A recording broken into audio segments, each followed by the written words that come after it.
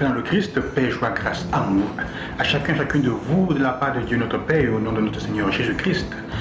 En ce 4e dimanche du temps ordinaire, le texte d'évangile que nous lisons aujourd'hui est un texte que nous connaissons par cœur. On peut dire comme ça qu'il est fameux. Ce texte des béatitudes, le début d'une des parties les plus importantes, les plus belles de l'évangile de Matthieu, le discours sur la montagne, chapitre 5, versets 1 à 12. Nous le connaissons, ce discours. Nous connaissons par cœur, les paroles que Jésus a prononcées ce jour-là. Et comme toujours, il faut se rappeler que les béatitudes sont la carte d'identité de Jésus. Parce que tout ce qu'il dit, selon l'évangile de Matthieu, il le vit. C'est le portrait, c'est l'expression de son portrait craché. Jésus fait comprendre que si on veut le suivre et on veut vraiment posséder le royaume des cieux, on veut être témoin et rendre actuel le royaume des cieux, il faut être capable d'être humble. C'est la première béatitude, la béatitude des pauvres en esprit. Jésus n'invite pas à être pauvre. Il semble qu'il soit en train d'encourager la faiblesse, la lâcheté, certaine ingénuité, naïveté même on peut dire. Mais si on regarde bien ce que Jésus est en train de demander, il faut bien plus de force pour se comporter comme il peut demander ici, bien plus de courage que d'agir contrairement à ce qui est ici. C'est facile d'être orgueilleux, l'orgueil est la chose la plus... c'est dans notre sang, d'une certaine façon. Mais il est difficile d'être humble. Il est difficile de reconnaître ce qu'on vaut, de le mettre au service des autres sans pour autant regarder et poursuivre les éloges et les honneurs. C'est ça l'humilité. Et Jésus dit qu'en effet, c'est à ceux-là que le royaume des cieux appartient. La première condition pour avoir le royaume des cieux, c'est qu'il faut être humble. Il faut connaître sa place.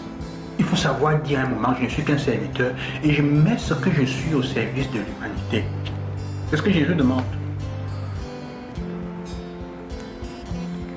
Le fait de savoir pleurer, alors il faut faire attention aux pleurs ici, ce n'est pas la question de la souffrance.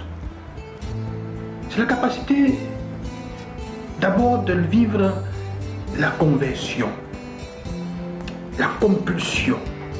Pleurer, ça veut dire aussi se repentir, reconnaître son tort, reconnaître ses erreurs.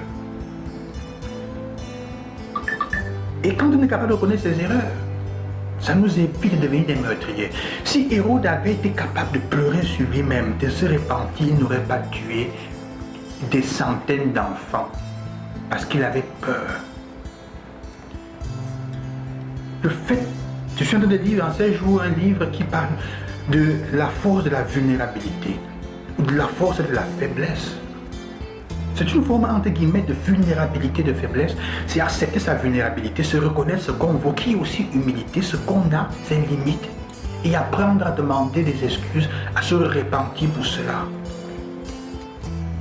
Quand on est capable de cela, de pleurer de cette manière, on sera capable de pleurer de toute façon, qu'il a compassion. Jésus pleure sur Jérusalem, il pleure parce qu'il a pitié.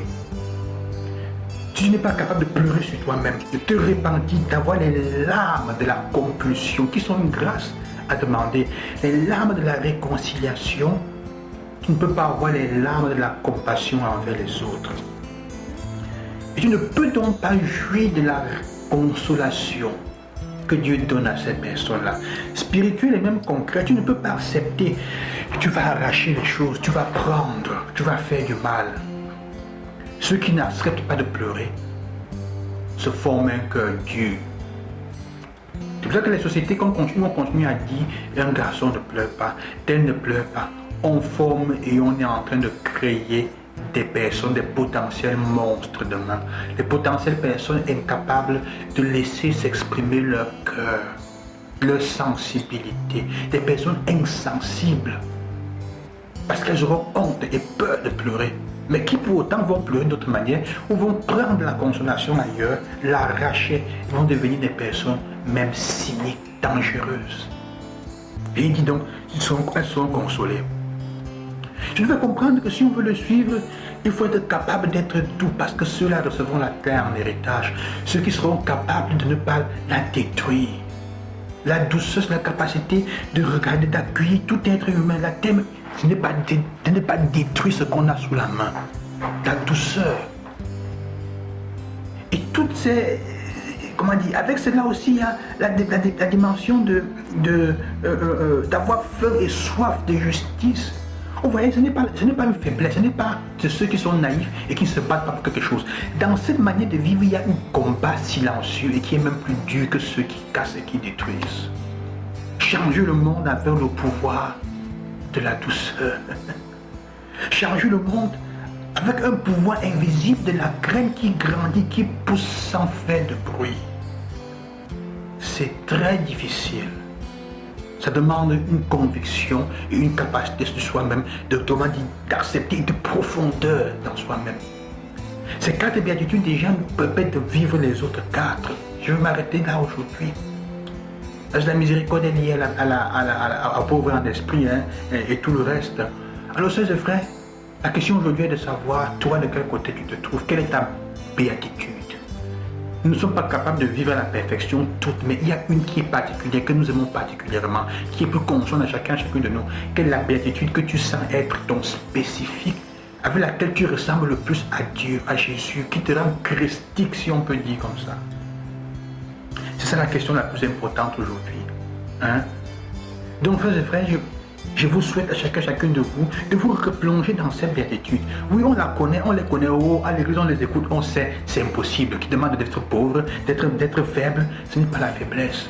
Il faut bien plus de courage et d'énergie pour ne pas répondre à une insulte que pour y répondre. Alors c'est choisir d'agir plutôt que de réagir.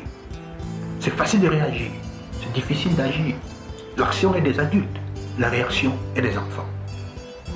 Que le Seigneur vous bénisse et qui vous accompagne, sœurs et frères, hein, comme dit Saint Paul dans les premières lettres aux Corinthiens aujourd'hui aussi. Hein,